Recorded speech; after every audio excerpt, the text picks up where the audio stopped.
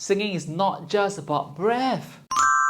Hello, I'm Aaron from Intune Music. So in the previous video, we talked about breathing and how we can use different breathing methods based on what we want to sing. I'll leave the link in the description in case you haven't watched that video yet. For today, let's look at how our voice is actually produced and play with our true vocal folds, the source of our singing voice. First, where are our true vocal folds and what do they do? Aaron's Knowledge Bank. So our true vocal folds are housed within our larynx, and you can locate them by first locating your larynx. Run your finger down your throat from your chin and look for your Adam's apple, the first hard thing you will encounter. For guys, it might be easier because our Adam's apple is usually bigger and protruded. Once we have found our larynx, our true vocal folds are actually hiding inside. In order to produce a good sound when we sing or speak, breath needs to pass between our true vocal folds and draw them into a regular rate of vibration. So at higher pitches, our true vocal folds vibrate faster, and at lower pitches, they vibrate slower. So why do we need to learn how to use our true vocal folds? Because all of our sound comes from our true vocal folds. Singing is not just about breath. We also need to think about the source of our voice, our true vocal folds, and how we use them together with our breath. Think of singing like driving a car. Your breath is your petrol. Your true vocal folds are like the engine of the car. Without the engine, your petrol is just liquid, sitting there doing nothing, and your car won't move. Just like without true vocal folds, breath is just air, sitting there and waiting.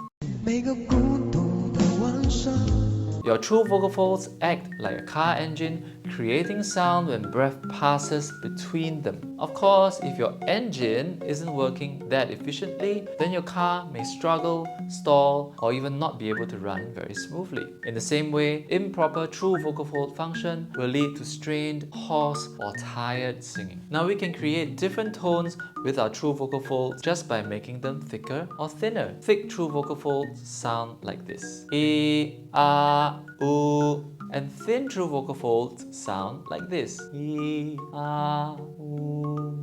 Thick true vocal folds often create louder, thicker, and fuller sounds. I'm talking to you now using thick true vocal folds. They often give people the impression that you are stern, or bored, or just very confident. Thinner true vocal folds create gentler, softer, and more emotional sound. I'm talking to you now using thinner true vocal folds. They often give people the impression that you are a gentler, more encouraging, and compassionate person. So how does this affect our singing, you say?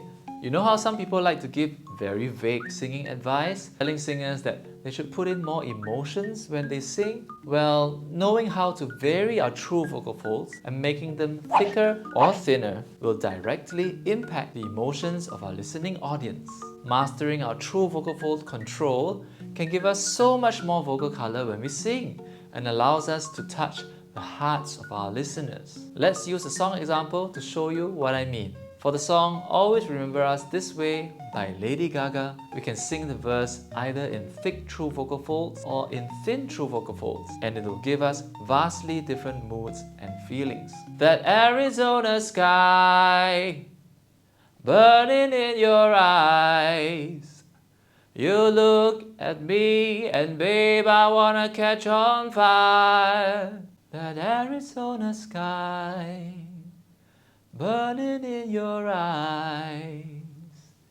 You look at me and babe, I wanna catch on fire. Can you hear the difference? The notes that I sang are exactly the same, but it sounds so different because I changed the way I used my true vocal folds, and that created a different tone and emotion in my singing voice. That being said, rarely do we use only thick true vocal folds or only thin true vocal folds when we sing.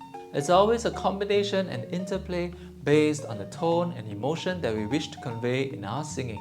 So for the song Always Remember Us This Way, we might do something like this instead. That Arizona sky burning in your eyes. You look at me and babe, I wanna catch on fire.